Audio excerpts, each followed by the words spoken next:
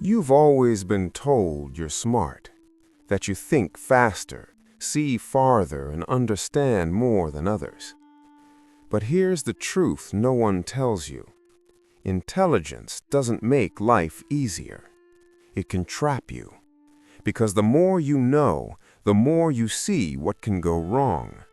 And the more you see what can go wrong, the less you move. You freeze, you hesitate, you wait for certainty that will never come. If you've ever felt stuck despite knowing exactly what to do, this is why. Intelligent people don't struggle with action because they're lazy. They struggle because action creates evidence, and evidence can threaten identity.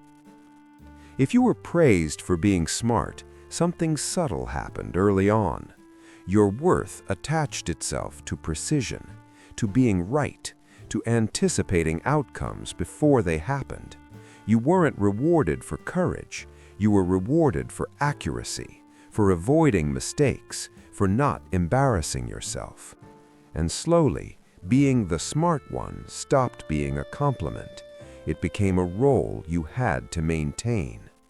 No one teaches you how to tolerate being wrong in public. No one teaches you how to survive visible imperfection. So you adapt. You become careful, observant, measured. You learn to rehearse conversations in your head. You rewrite messages before sending them. You delay decisions until they feel optimized. You call it preparation, but it's protection.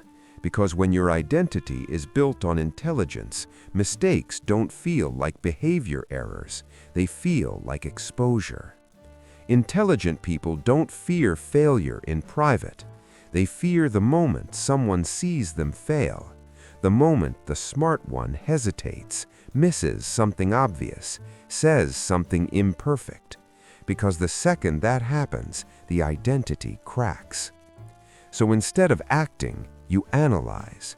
Instead of trying, you optimize. Instead of moving, you gather more information. You tell yourself you're being strategic, but what you're really doing is avoiding evidence that you might be ordinary. Here's the part most people won't admit. Sometimes overthinking isn't about getting it right. It's about never being seen getting it wrong. If you were the mature child, the responsible one, the one who didn't cause problems, you likely learned that mistakes had emotional consequences. Disappointment, withdrawal, subtle changes in tone, approval that felt conditional. So your nervous system made a deal. If we think enough, we won't have to feel shame. And it worked. You became competent, insightful, predictive. You could see risks others missed. You could map outcomes before they unfolded.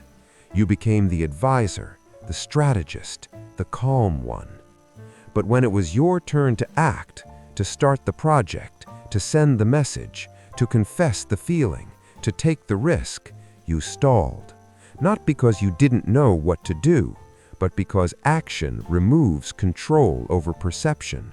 The moment you act, the world gets to respond, and you can't calculate that. The more intelligent you are, the more scenarios you can imagine going wrong.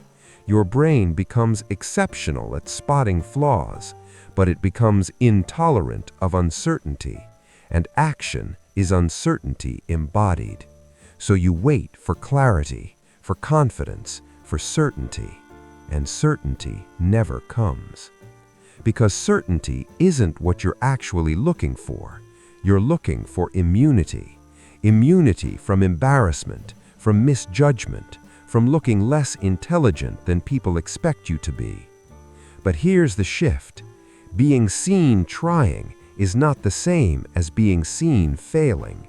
And being imperfect does not cancel your intelligence. In fact, the real risk was never making the wrong move. It was building an identity so fragile that it couldn't survive being human. The people who move forward aren't always smarter. They're just more willing to collect imperfect evidence about themselves.